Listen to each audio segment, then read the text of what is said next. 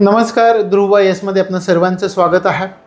आपण भारतीय वित्त विभाग या प्रकरणाचा अभ्यास करतो आणि याच्यामध्ये मागच्या भागामध्ये आपण बँकांच्या राष्ट्रीयकरणाबद्दल चर्चा सुरू होती। बँकांचं राष्ट्रीयकरण आपण अभ्यासलं, त्याच्या काही संज्ञा मी तुम्हाला सुरुवातीला समजावून सांगितल्या। शिवाय मी तुम्हाला असंही समजावून सांगितलं की 1969 मध्ये 14 बँकांचं राष्ट्रीयकरण झालं होतं आणि 1980 मध्ये 6 बँकांचं राष्ट्रीयकरण झालं होतं। मग एकूण राष्ट्रीयकरण झालेल्या बँकांची संख्या 20 झाली होती, पण आपण काय म्हणतोय की राष्ट्रीयकृत बँकांची संख्या 11 आहे। तर मग ती कशी 11 झाली, कोणत्या बँकांचं कोणत्या बँकांमध्ये विलीनीकरण झालं, आपल्याकडे हे जे विलीनीकरणाची यंत्रणा आहे ती कोणत्या नावाने ओळखली जाते, या सगळ्याचा अभ्यास या भागामध्ये आपल्याला करायचा आहे। आता पहा, आपण मागच्या भागामध्ये अभ्यासलं की 1969चा विचार केला आपण आणि 1969 मध्ये आपण म्हटलं होतं 14 बँकांचं राष्ट्रीयकरण आणि 1980 मध्ये 6 बँकांचं राष्ट्रीयकरण झालं होतं। एकूण 20 बँकांचं राष्ट्रीयकरण झालं होतं आणि आपण तसं म्हणतो की सध्या राष्ट्रीयकृत बँकांची संख्या 11 आहे।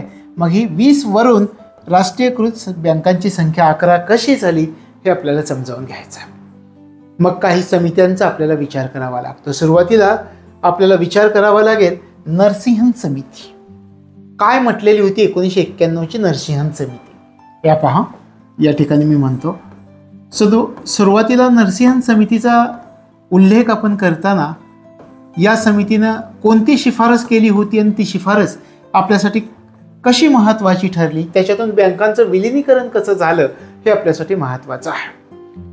या नरसिंहन समितीनं बँकांच्या राष्ट्रीयकरणाबद्दल काही शिफारसी केल्या होत्या। त्यांनी काय सांगितलं की तुम्ही ज्या 20 राष्ट्रीयकरण झालेल्या तुमच्या बँका आहेत, या बँकांमधील काही बँकांचं विलीनीकरण करा, त्या बँका एकत्र करा, बँका एकत्र करून आंतरराष्ट्रीय पातळीवरच्या काही बँका तयार करा आणि राष्ट्रीय पातळीवरील काही बँकांची निर्मिती करा, अशा प्रकारे यांनी शिफारस केली। मग यांनी सांगितलं की तुम्ही काय करा की यातल्या बँकांचं विलीनीकरण करा आणि त्याच्यातून आंतरराष्ट्रीय पातळीवरच्या 4 बँका निर्माण करा, आंतरराष्ट्रीय पातळीवर कार्य करू शकणाऱ्या 4 बँकांची निर्मिती करा आणि राष्ट्रीय पातळीवर कार्य करू शकणाऱ्या 8 ते 10 बँकांची निर्मिती करा। 8 ते 10 बँका यांची निर्मिती तुम्ही करा। तशा प्रकारे नरसिंहन समितीने शिफारस केली। ठीक आहे, बँकांचं राष्ट्रीयकरण झालं आहे, तुमचं राष्ट्रीयकरणाचं उद्दिष्ट खूप चांगलं आहे, योग्य आहे, पण या बँका तुम्हाला सक्षम करायच्या असतील, अर्थव्यवस्थेच्या दृष्टिकोनातून सुदृढ करायच्या असतील, त्यातल्या काही बँकांचं एकमेकांमध्ये विलीनीकरण करा आणि त्या बँका अशा करा की आंतरराष्ट्रीय पातळीवर कार्य करू शकल्या पाहिजेत आणि राष्ट्रीय पातळीवर सुद्धा सक्षमपणे कार्य करू शकल्या पाहिजेत। मग त्यांनी पुढे जाऊन एवढंही सांगितलं की आंतरराष्ट्रीय पातळीवर कार्य करू शकणाऱ्या 4 बँका निर्माण करा, राष्ट्रीय पातळीवर कार्य करू शकणाऱ्या 8 ते 10 बँकांची निर्मिती केली जावी।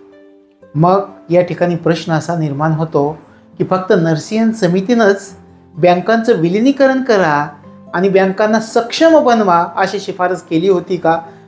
तर याच्याबरोबर हे पण लक्षात ठेवायचं आहे की नरसिंहन समितीबरोबर आणखीही काही समित्या होत्या की त्या समित्यांनी सुद्धा अशी शिफारस केलेली होती की काही बँकांचं विलीनीकरण करा आणि त्या बँकांना सक्षम करण्यात यावं। मग त्या समित्या कोणत्या त्याचाही आपण विचार करूयात। आता ही नरसिंहन समिती 1 झाली। दुसरी होती नरसिंहन समिती 2। या समितीने सुद्धा शिफारशी समिती 2 नंबरची 97-98ची आपण म्हणतो तिला 2। त्याच्यानंतर एक समिती होती, तिचं नाव होतं लीलाधर समिती।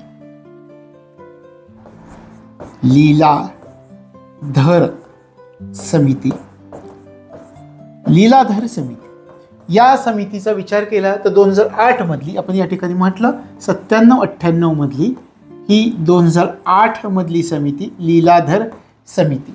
आणि आणखी एक समिती होती नायक समिती। 2014ची समिती होती ही नाईक समिती। अशा काही समित्या होत्या की या समित्यांनी सांगितलं होतं की बँकांचं विलीनीकरण करण्यात येऊन त्या बँका सक्षम करण्यात यावं। पण या ठिकाणी महत्त्वाची शिफारस ठरली नरसिंहन समितीची। नरसिंहम समितीने सांगितलं की तुम्ही काय करा, बँकांचं विलिनीकरण करा आणि ह्या ज्या 20 तुमच्या आंतरराष्ट्रीयकरण झालेल्या बँका आहेत त्याच्यामधून बँकांचं विलिनीकरण करण्यात येऊन आंतरराष्ट्रीय पातळीवर कार्य करू शकणाऱ्या 4, राष्ट्रीय पातळीवर कार्य करू शकणाऱ्या 8 ते 10 सक्षम बँकांची निर्मिती करण्यात यावी, अशा प्रकारची शिफारस नरसिंहन समितीने केली. आता याच्यामध्ये नरसिंहन समिती उद्दिष्ट पण सांगते. तुम्ही का विलिनीकरण करा याची काही उद्दिष्टे पण सांगण्यात आलेली आहेत. उदाहरणार्थ आपल्याला सांगता येतं की या बँकांचं जर तुम्ही विलिनीकरण केलं तर त्या बँकांच्या भांडवलामध्ये वाढ होईल. कारण 3 बँका एकत्र येऊन कार्य करू लागल्या तर त्यांच्या शाखा वेगवेगळ्या भागात असतील, त्यांचं भांडवल मोठ्या प्रमाणामध्ये वाढेल, त्यांची कर्ज देण्याची क्षमता वाढेल. मग हे एक पहिला फायदा होता याच्यामध्ये की बँकांच्या भांडवलामध्ये वाढ होईल. दुसरं सांगितलं, आपण म्हणूयात या ठिकाणी उद्दिष्ट जर आपल्याला विचारली की काय सांगितलेली होती, भांडवलाच्या बाबतीमध्ये एक उद्दिष्ट सांगितलं होतं. आपण म्हटलं भांडवलाच्या बाबतीमध्ये एक उद्दिष्ट झालं. पुढे सांगितलं की जर बँकांचं विलिनीकरण केलं, बँका एकत्रित केला तर त्यांची अलाभदायी नॉन प्रॉफिटेबल संपत्ती कमी होईल.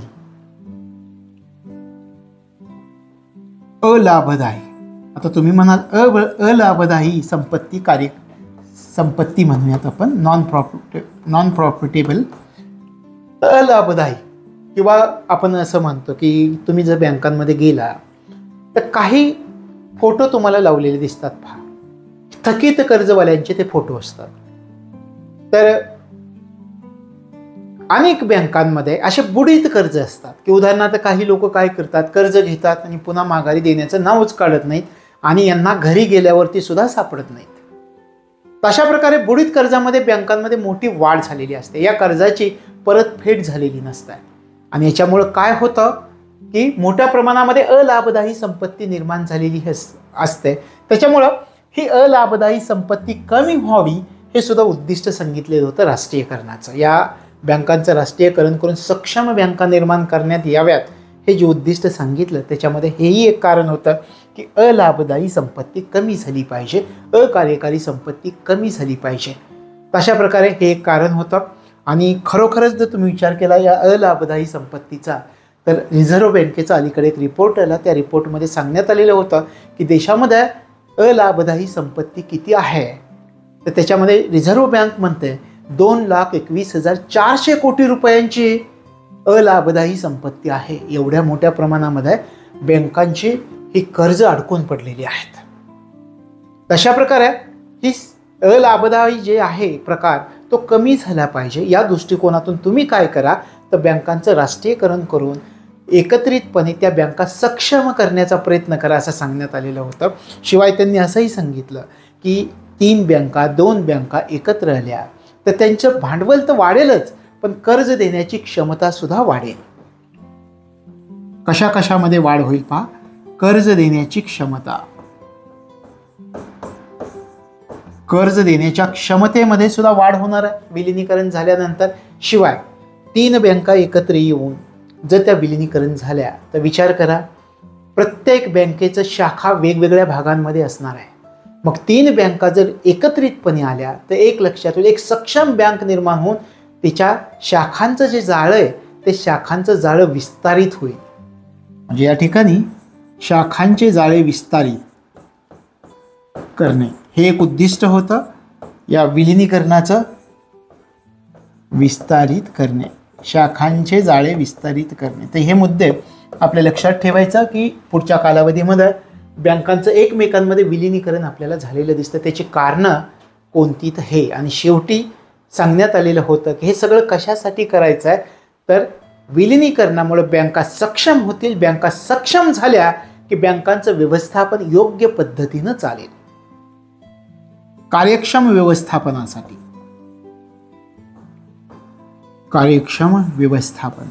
आता तुमच्या लक्षामध्ये आलं असेल 20 मधून 11 राष्ट्रीयकृत बँका झाल्या. सुरुवातीला मी तुम्हाला नरसिंहम समिती सांगितली. नरसिंहम समिती म्हणते बँकांचं एकमेकांमध्ये विलिनीकरण करा, आंतरराष्ट्रीय पातळीवर कार्य करू शकणाऱ्या, राष्ट्रीय पातळीवर कार्य करू शकणाऱ्या बँकांची निर्मिती करा, सक्षम बँका. मग तुम्हाला जर सक्षम बँकांची निर्मिती करायची असेल तर तुम्हाला बँकांचं विलिनीकरण करावं लागेल. शिवाय हे फायदे पण सांगितले. भांडवलामध्ये वाढ होईल, भांडवल वाढलं की कर्ज देण्याच्या क्षमतेमध्ये वाढ होईल. 3 बँका एकत्र आल्या की शाखांचं जाळं विस्तारित होईल आणि एकदा का त्या सक्षम झाल्या की त्यांचं व्यवस्थापन कार्यक्षमपणे पार पडेल. अलाभदायी संपत्ती कमी होण्यास मदत होईल. अशा प्रकारे पुढच्या कालावधीमध्ये 20 राष्ट्रीयकृत बँकांच्या ज्या 11 राष्ट्रीयकृत बँका झाल्या त्या एकामेकांमध्ये विलिनीकरण झाल्या. तर त्याचे उद्देश कोणते होते हे विचारलं तर हे उद्देश लक्षामध्ये ठेवायचं. भांडवल म्हणजे भांडवलामध्ये वाढ असं आहे ते. लक्षात आलं सुरुवातीची पार्श्वभूमी. आता आपल्याला समजावून काय घ्यायचंय पहा. 20 राष्ट्रीयकरण झालेल्या बँका होत्या, सध्या 11 आहेत. त्या बँकांचं कोणत्या प्रकारे एकमेकांमध्ये विलिनीकरण झालं. मी जर तुम्हाला असं म्हटलं राष्ट्रीयकृत बँकांचं पहिलं विलिनीकरण केव्हा झालं, इथून आपल्याला सुरुवात करावी लागते. या ठिकाणी आपण पाहूयात राष्ट्रीयकृत बँकांचं पहिलं विलिनीकरण. कोणती बँक सांगता येईल तुम्हाला? New bank of India. पहा या ठिकाणी आपण म्हणूयात new bank of India. New bank of India. आता तुम्हाला आठवेल की ही राष्ट्रीयकरण झालेली पहिली बँक म्हणजे अगोदर ज्या राष्ट्रीयकृत बँका होत्या त्याच्यातली पहिलं विलिनीकरण हिचं झालं होतं 20 मधल्या. कधी विलिनीकरण झालं न्यू बँक ऑफ इंडियाचं, कोणत्या बँकेमध्ये विलिनीकरण झालं याचाही आपल्याला विचार करावा लागतो. तर न्यू बँक ऑफ इंडियाचं 4 सप्टेंबर 1993 मध्ये विलिनीकरण झालं होतं. 4 सप्टेंबर 1993. कोणत्या बँकेमध्ये विलिनीकरण झालं होतं याचा जर तुम्ही विचार केला तर Punjab national bank. Punjab national bank या बँकेमध्ये विलिनीकरण झालं. हे पहिलं विलिनीकरण म्हटलं जातं. 20 बँकांमधून ज्या आपण म्हटलं होतं 1969 मध्ये 14, 80 मध्ये 6, 19 असं आपण म्हटलं होतं. आता पहा या न्यू बँक ऑफ इंडियाचं पंजाब नॅशनल बँकेमध्ये विलिनीकरण झालं. 2 बँका एकत्र झाल्या, यातून एक बँक कमी झाली, -1 किती राहिल्या? 19 बँका राहिल्या. आता 19 बँकामधून 11 कशा राहिल्या त्याचा आपल्याला विचार करायचा. लक्षात आलं? आता त्याच्यामधून 2 प्रश्न. राष्ट्रीयकृत बँकांमधलं पहिलं विलिनीकरण कोणतं होतं असं जर आपल्याला विचारलं तर लक्षात आलं पाहिजे की न्यू बँक ऑफ इंडियाचं पंजाब नॅशनल बँकेमध्ये विलिनीकरण झालेलं होतं. लक्षात येतं? तर हे लक्षामध्ये ठेवायचं. आता आपण या ठिकाणी विलिनीकरणाची उद्दिष्ट पाहिली, त्याच्यानंतर पहिलं विलिनीकरण आपण समजावून घेतलं. आता दुसरं विलिनीकरण आपण पाहूया. दुसऱ्या विलिनीकरणाचा विचार केला तर पहिलं विलिनीकरण कधी झालंय पहा 1993 मध्ये. याच्यानंतर 26 वर्षानंतर दुसरं विलिनीकरण झालं होतं 2019ला. मग ते विलिनीकरण कोणतं झालं होतं त्याचा आपण अभ्यास करूयात.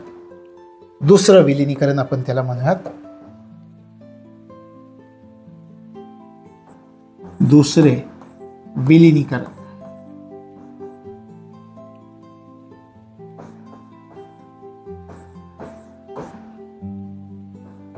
दुसरे विलिनीकरण. आता दुसऱ्या विलिनीकरणाचं मी म्हटलं की 26 वर्षानंतर विलिनीकरण झालं. कधी झालं होतं त्याचा आपण विचार करूया. ते विलिनीकरण झालं होतं 1 एप्रिल 2019 मध्ये. हे विलिनीकरण दुसरं. पहिलं कधी झालं होतं हे आपण पाहिलं.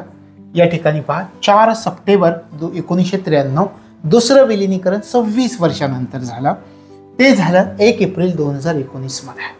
आता पहा या ठिकाणी 2 बँकांचं विलिनीकरण झालंय. कोणकोणत्या बँका ते आपल्याला पाहावं लागेल. या ठिकाणी विजया बँक आणि देना बँक. या ठिकाणी आपण म्हणूयात कोणत्या 2 बँकांचं पहा. विजया बँक आणि देना बँक या 2 बँकांचं विलिनीकरण झालं. आता कोणत्या बँकांमध्ये कोणत्या एका बँकेमध्ये विलिनीकरण झालं त्याचा आपण विचार करूयात. पहिल्यांदा कोणत्या बँकांचं विलिनीकरण झालं पहा. विजया आणि देना बँक. कोणत्या बँकेमध्ये विलिनीकरण झालं? Bank of Baroda. या ठिकाणी आपण म्हणूयात bank of Baroda, bank of Baroda या बँकेमध्ये विलिनीकरण झालं. लक्षात आलं, दुसरं विलिनीकरण 1 एप्रिल 2019 मध्ये आहे. कोणत्या दोन बँकांचं? विजया बँक, देना बँक या दोन बँकांचं बँक ऑफ बडोदामध्ये विलिनीकरण झालं. आता पहा, या ठिकाणी आपण काय पाहिलं होतं? विलिनीकरणाची संख्या 19 झाली. न्यू बँक ऑफ इंडियाचं पंजाब नॅशनल बँकेमध्ये विलिनीकरण झालं. त्याच्यामुळं विलिनीकरण या ठिकाणी राष्ट्रीयकृत बँकांची संख्या किती झाली होती? 19. आता आपण तीच संख्या इथं घेऊयात, 19 झाली होती. आता या 19 मधून आणखी दोन बँका विलीन झाल्या, म्हणजे -2 करावं लागेल. किती राहिल्या? 17 राहिल्या. म्हणजे आता या दोन बँकांचं विलिनीकरण झाल्यामुळं बँकांची संख्या, राष्ट्रीयकृत बँकांची संख्या 17 एवढी राहिलेली होती. आता पुढचं शेवटचं विलिनीकरण, तिसरं विलिनीकरण झालेलं होतं. त्या विलिनीकरणाचा आपण विचार करूया. अगोदर आपण विलिनीकरण झालेल्या बँकांची संख्या 17 आहे किंवा नाही, राष्ट्रीयकृत बँकांची संख्या 17 आहे हे लक्षात ठेवूया. ठीक आहे. आता तिसरं विलिनीकरण,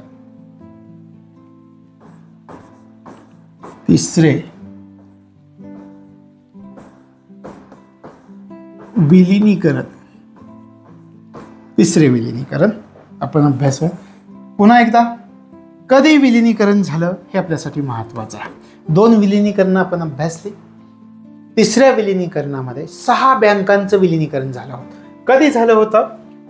1 एप्रिल 2020 मध्ये. 1 एप्रिल 2020 मध्ये 6 बँकांचं विलिनीकरण झालं. आता कोणकोणत्या एक एक बँक पाहूया. सुरुवातीला अलाहाबाद बँक, या ठिकाणी आपण म्हणूयात अलाहाबाद बँक. या बँकेचं विलिनीकरण झालेलं होतं. कोणत्या बँकेमध्ये झालं हे पण आपल्यासाठी महत्वाचं. इंडियन बँक, अलाहाबाद बँकेचं इंडियन बँकेमध्ये विलिनीकरण झालं. हे विलिनीकरण महत्वाचं. तिसरं, याच्यात 6 बँकांचं विलिनीकरण झालेलं होतं. त्याच्यानंतर ओरिएंटल बँक ऑफ कॉमर्स आणि युनायटेड बँक ऑफ इंडिया, या ठिकाणी आपण म्हणूयात ओरिएंटल बँक ऑफ कॉमर्स, या ठिकाणी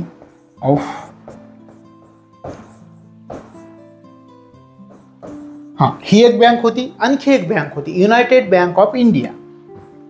या दोन बँका युनायटेड बँक ऑफ इंडिया, या दोन बँकांचं विलिनीकरण झालं. आता कोणत्या बँकेमध्ये विलिनीकरण झालं हे आपल्याला महत्वाचं. आपण म्हटलं 6 बँकांचं विलिनीकरण झालेलं होतं. तर या 2 बँकांचा जर विचार केला तर पंजाब नॅशनल बँकेमध्ये विलिनीकरण झालं यांचं. या ठिकाणी आपण म्हणूयात पंजाब नॅशनल बँक. किती झाल्या? 3 बँकांचं विलिनीकरण झालं. आणखी 3 बँका राहिल्या. त्यांचा जर आपण विचार केला तर सिंडिकेट बँकेचं पण विलिनीकरण झालेलं होतं. तर ती कॅनरा बँकेमध्ये विलीन झाली होती. आपण या ठिकाणी म्हणूयात सिंडिकेट बँक.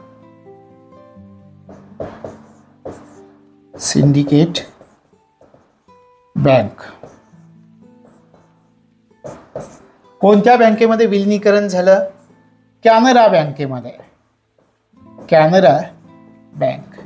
किती बँका झाल्या पहा? 4 बँकांचं विलिनीकरण झालेलं आपल्याला दिसत आहे. आता राहिल्या 2 बँका, त्यांचा आपण विचार करूयात. या ठिकाणी घेऊयात. उरलेल्या कोणत्या 2 बँका आहेत? तर आंध्रा बँक आणि कॉर्पोरेशन बँक. या ठिकाणी आपण घेऊयात.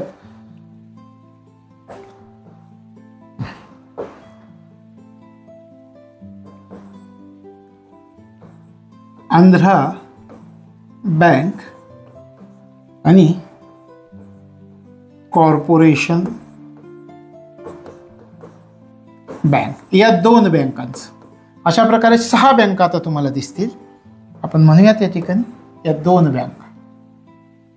बँकांचं कोणत्या बँकेत विलिनीकरण झालं हे पण आपल्यासाठी महत्वाचं आहे. कारण या वर्षामध्ये एकूण 6 बँकांचं विलिनीकरण झालेलं होतं. या 2 बँकांचं युनियन बँकेत विलिनीकरण झालं. Union bank. आता पहा, 6 बँकांचं विलिनीकरण 3ऱ्या टप्प्यामध्ये झालं. आपण त्याला 3रं विलिनीकरण म्हणतो. कधी झालं होतं पहा, या ठिकाणी आपल्याला दिसतं 1 एप्रिल 2020 मध्ये हे विलिनीकरण झालेलं होतं. अलाहाबाद बँकेचं इंडियन बँकेमध्ये विलिनीकरण झालं. त्यानंतर 2 बँका, ओरिएंटल बँक ऑफ कॉमर्स आणि युनायटेड बँक ऑफ इंडिया याचं पंजाब नॅशनल बँकेमध्ये विलिनीकरण झालं. त्यानंतर सिंडिकेट बँक याचं कॅनरा बँकेमध्ये विलिनीकरण झालं. त्यानंतर आंध्र बँक आणि कॉर्पोरेशन बँक या 2 बँकांचं युनियन बँकेमध्ये विलिनीकरण झालं. तशा प्रकारे 1 एप्रिल 2020चा जर विचार केला तर 6 बँकांचं विलिनीकरण झालं. मग या ठिकाणी आपण राष्ट्रीयकृत बँकांची संख्या किती झाली होती? 17 झाली होती.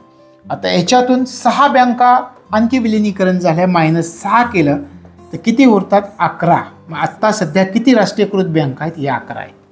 अशा प्रकारे 20 बँकांवरून 11 बँकांची संख्या आपल्याला टप्प्याटप्प्यानं कमी झालेली दिसून येते. लक्षात आलं? आता पहिल्यापासून आपण पाहूयात. हे पहा, या ठिकाणी 20 राष्ट्रीयकृत बँका होत्या. सर्वात प्रथम न्यू बँक ऑफ इंडियाचं पंजाब नॅशनल बँकेमध्ये 4 सप्टेंबर 1993ला विलिनीकरण झालं. त्याच्यानंतर दुसरं विलिनीकरण झालं 26 वर्षानंतर. 26 वर्षानंतर 1 एप्रिल 2019ला 2 बँकांचं विलिनीकरण झालं. विजया बँक, देना बँक यांचं बँक ऑफ बडोदामध्ये विलिनीकरण झालं. एकूण 3 बँकांचं विलिनीकरण झालं. आणि या ठिकाणी आता 6 बँकांचं विलिनीकरण पहा. अलाहाबाद बँकेचं इंडियन बँकेत, ओरिएंटल बँक ऑफ कॉमर्स आणि युनायटेड बँक ऑफ इंडिया यांचं पंजाब नॅशनल बँकेमध्ये, सिंडिकेट बँकेचं कॅनरा बँकेमध्ये, आंध्र बँके आणि कॉर्पोरेशन बँक या दोन्ही बँकांचं युनियन बँकेमध्ये. म्हणजे पहिलं जे विलिनीकरण झालं 1993 मध्ये 1 बँक होती. 2019 मध्ये 2 बँकांचं विलिनीकरण झालं, 3 झाल्या. आणि 2020 मध्ये 6 बँकांचं विलिनीकरण झालं, एकूण 9 बँका.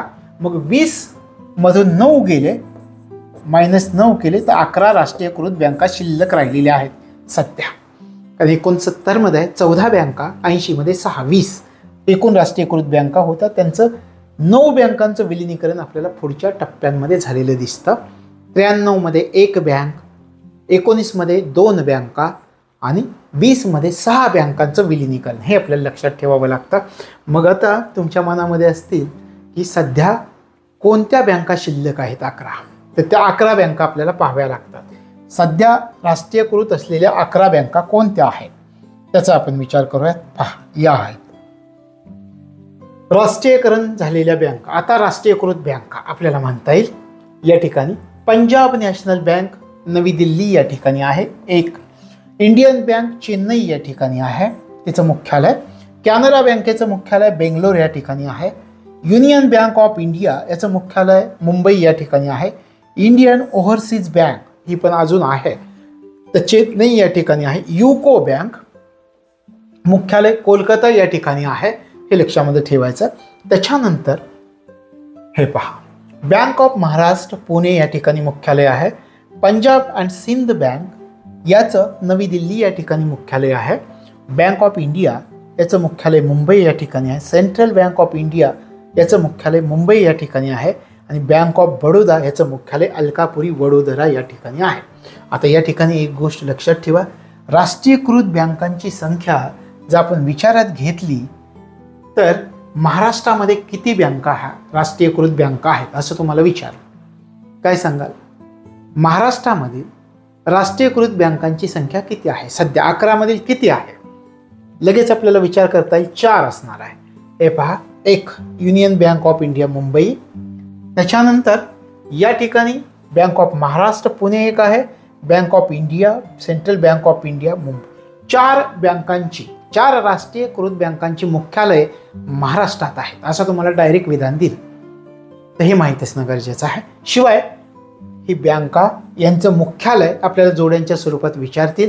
या बँका यांची स्थापना वर्ष आपल्याला जोड्यांच्या स्वरूपामध्ये विचारतील. लक्षात येतं? शिवाय तुम्हाला हे पण शोधायचं आहे काय, 1969 मधल्या किती बँकांचं पुढं राष्ट्रीयकरण झालं, त्यातल्या सध्या किती अस्तित्वात आहेत आणि 1980 मध्ये किती बँक, 6 बँकांमधल्या किती बँका सध्या अस्तित्वात आहेत याच्यावरती सुद्धा प्रश्न विचारतील तुम्हाला. अशा सर्वांगीण अभ्यास आपल्याला त्याचा करायचा आहे आणि ते समजावून घेतलं पाहिजे, हे महत्त्वाचं आहे. लक्षात आलं. आपण विचार केला की सुरुवातीपासून कशा प्रकारे 20 राष्ट्रीयकृत बँकांमधून 11 राष्ट्रीयकृत बँका सध्या शिल्लक आहेत याचा आपण विचार केला. आता या ठिकाणी आपल्याला विचार असा करायचा आहे की हे बँकांचं विलिनीकरण केलं जातं, मग त्यासाठी कोणती यंत्रणा उभारली गेली आहे का आपल्या देशामध्ये? तर लक्षात ठेवायचं, बँकांच्या विलिनीकरणासाठी आपल्या देशामध्ये एक यंत्रणा उभारण्यात आली आहे. त्याला म्हटलं जातं अल्टरनेटिव्ह मेकॅनिझम यंत्रणा. तर ती अल्टरनेटिव्ह मेकॅनिझम यंत्रणा काय आहे हे आपल्याला समजावून घ्यायचं आहे. पहा,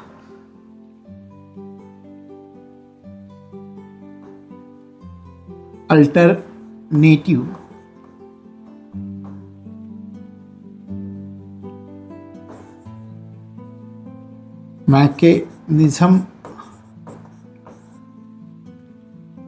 मेकॅनिझम यंत्रणा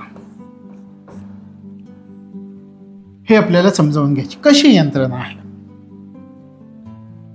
अल्टरनेटिव्ह मेकॅनिझम यंत्रणा, रचना कशी आहे ते सुरुवातीला आपल्याला समजावून घ्यावं लागेल. आता सुरुवातीला विचार करा, अल्टरनेटिव्ह मेकॅनिझम यंत्रणा या यंत्रणेचा उद्देश कोणता आहे?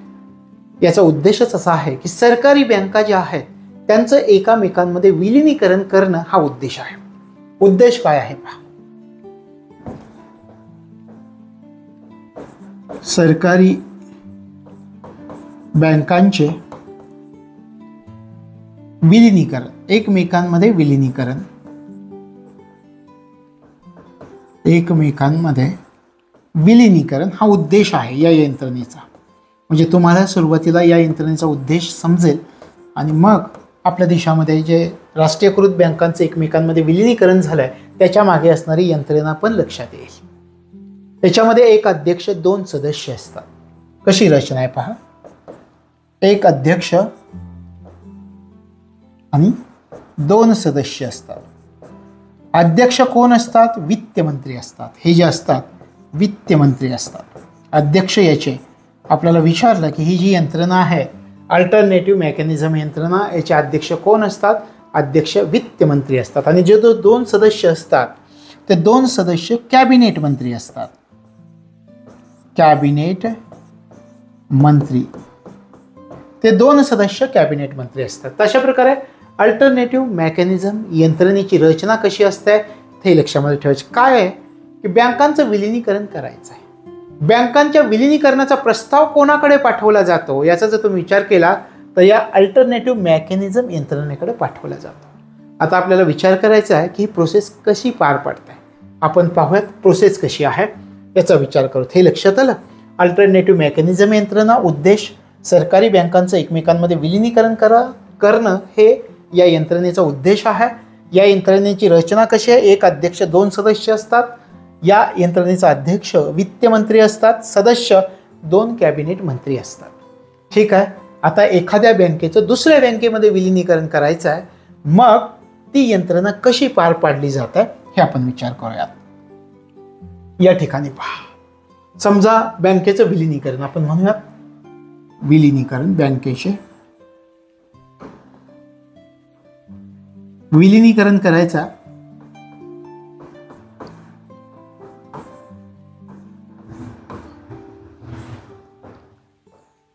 आपण म्हणूयात एक बँक आहे, ही एक बँक आहे, एक बँक. या बँकेचं दुसऱ्या बँकेमध्ये विलिनीकरण करायचं आहे. आता पहा, ज्या बँकेचं विलिनीकरण करायचं, आता या बँकेचं विलिनीकरण करायचं, या बँकेचं संचालक मंडळ, या बँकेचं संचालक मंडळ काय करतं? एक प्रस्ताव तयार करतं. या बँकेचं संचालक मंडळ एक प्रस्ताव तयार करतं. आपण काय म्हणतोय बँकेचं विलिनीकरण करायचं आहे, एक बँक दुसऱ्या बँकेत विलिनीकरण करायची. मग ज्या बँकेचं विलिनीकरण करायचं आहे ती बँकेचं संचालक मंडळ एक प्रस्ताव तयार करतं. याला म्हणायचं विलिनीकरणाचा प्रस्ताव. हा जो प्रस्ताव तयार केला जातो तो सरकारच्या मार्गदर्शनानं तयार केला जातो. याला सरकारचं मार्गदर्शन घेतलं जातं या प्रस्तावाला. या प्रस्तावाला सरकारचं मार्गदर्शन घेतलेलं असतं.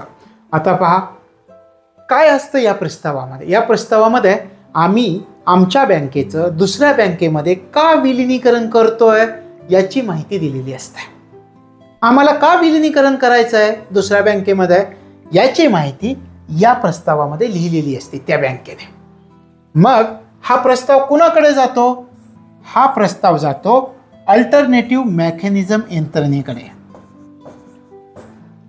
अल्टरनेटिव्ह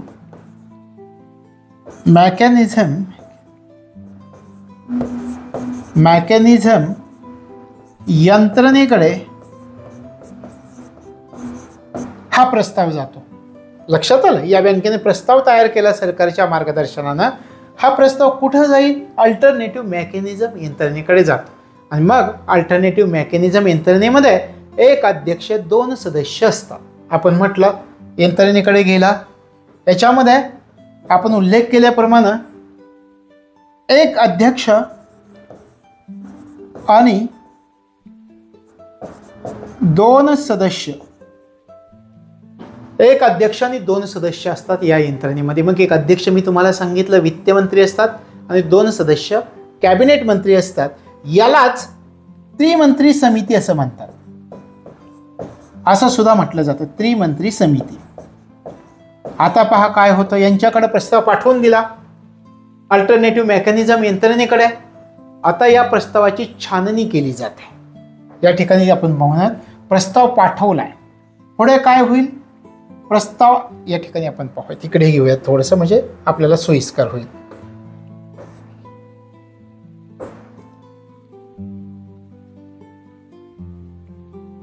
त्रिमंत्री समितीकडे प्रस्ताव पाठवला. त्या प्रस्तावाची छाननी केली जाते. त्रिमंत्री समिती काय करते पहा.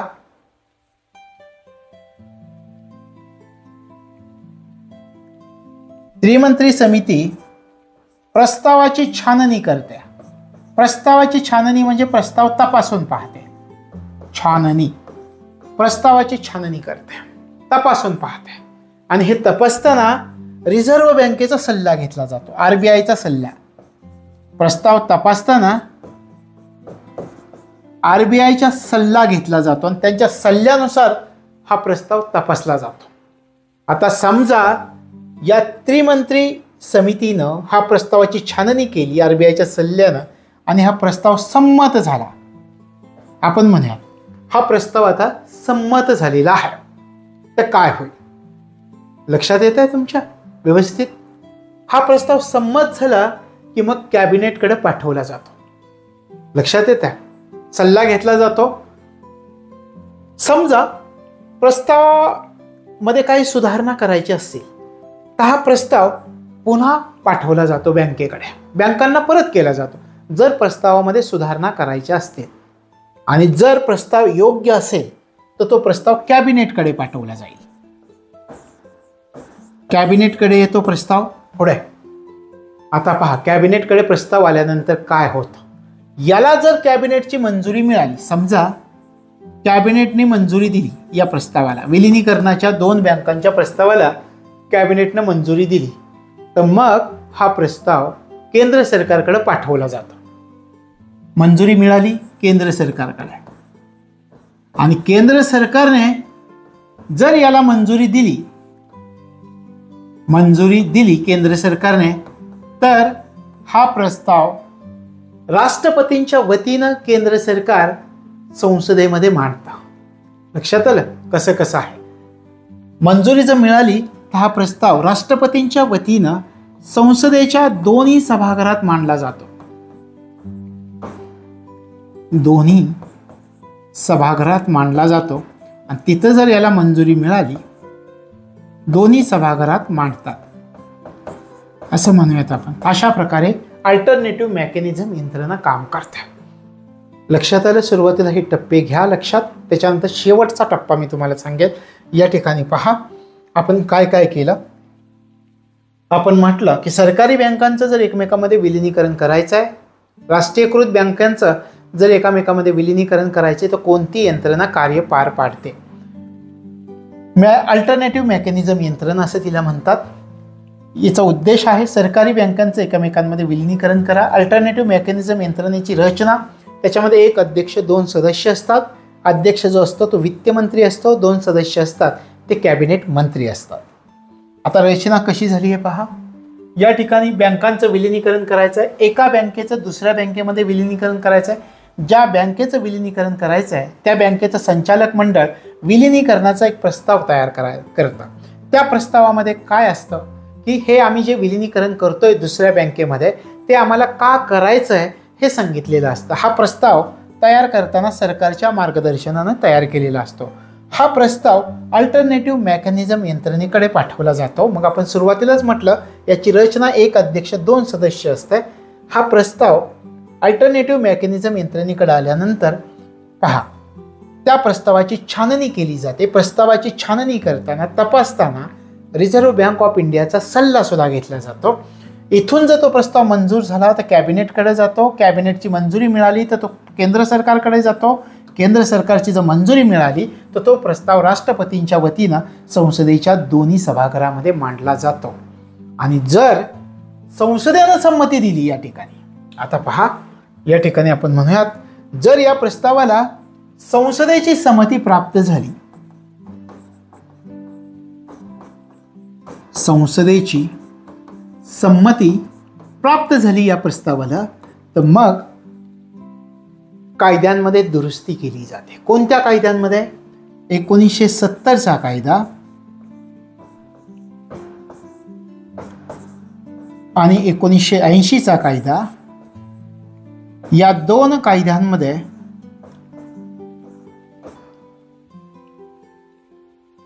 कायद्यांमध्ये दुरुस्ती केली जाते. दुरुस्ती का?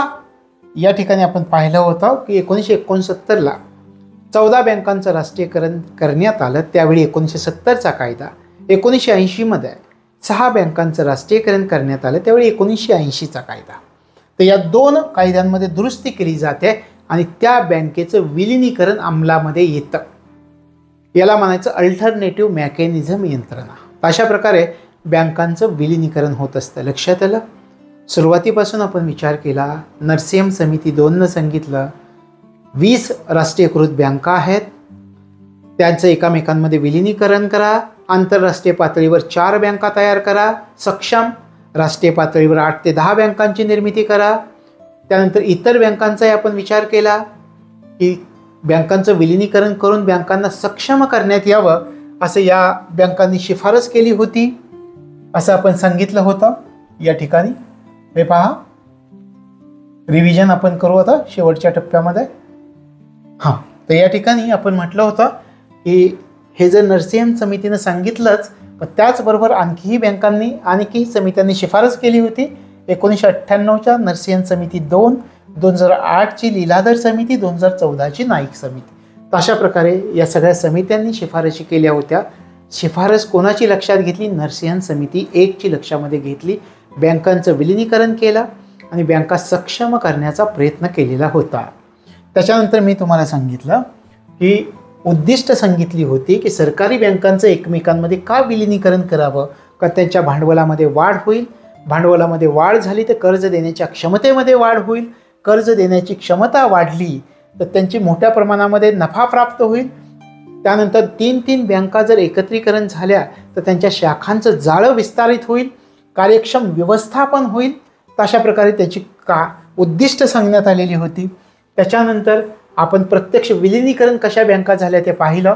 न्यू बँक ऑफ इंडियाचं पंजाब नॅशनल बँकेत विलिनीकरण 1993ला हे राष्ट्रीयकृत बँकांमधलं पहिलं विलिनीकरण समजलं जातं. हे आपण म्हटलं. इथे 19 झाली राष्ट्रीयकृत बँकांची संख्या. पुन्हा इथे 2 बँकांचं विलिनीकरण झालं. 1 एप्रिल 2019मध्ये Vijaya bank, Dena bank, bank of बडोदामध्ये. तर 19वरून 17 संख्या झाली राष्ट्रीयकरणाची. आणि 2020मध्ये 1 एप्रिल 2020मध्ये 6 बँकांचं राष्ट्रीयकरण झालं. अलाहाबाद बँकेचं इंडियन बँकेमध्ये, oriental bank of commerce, United bank of India या 2 बँकांचं पंजाब नॅशनल बँकेमध्ये, सिंडिकेट बँकेचं कॅनरा बँकेमध्ये, आंध्र बँक, कॉर्पोरेशन बँक या 2 बँकांचं युनियन बँकेमध्ये. त्याच्यामुळं 6 बँकांचं या ठिकाणी राष्ट्रीयकरण झालं. 17मधून 6 केल्या, मग आता राहिल्या 11. 11 राष्ट्रीयकृत बँका. मग आपण पाहिलं की 11 राष्ट्रीयकृत बँका कोणत्या आहेत, या आहेत, याचा आपण अभ्यास केला. याची मुख्यालय, याची स्थापना वर्ष तुमच्याकडे पाहिजे. महाराष्ट्रात किती राष्ट्रीयकृत बँकांची मुख्यालय आहेत हे माहिती पाहिजे तुम्हाला, आणि बाकीच्यांची सुद्धा मुख्यालय कुठे आहेत हे माहिती पाहिजे. हे जोड्यांच्या स्वरूपामध्ये आपल्याला विचारलं जातं. याची स्थापना वर्ष पण लक्षात ठेवा. अशा प्रकारे ह्या 11 बँका आहेत हे लक्षात ठेवायचं. त्याच्यानंतर या बँकांचं, सरकारी बँकांचं जे विलिनीकरण होतं त्यासाठी असणाऱ्या यंत्रणेचा आपण अभ्यास केला, ज्याला अल्टरनेटिव्ह मेकॅनिझम यंत्रणा असं म्हणतात. अशा प्रकारे बँकांचं राष्ट्रीयकरणाचा हा टप्पा तुम्हाला निश्चितपणे लक्षात आला असेल असं अपेक्षित धरतो. या ठिकाणी आपल्या बँकांचं राष्ट्रीयकरण संपूर्ण होतात. यानंतर भेटूयात पुढच्या भागामध्ये. तोपर्यंत तुम्हाला तुमच्या अभ्यासासाठी मनापासून शुभेच्छा.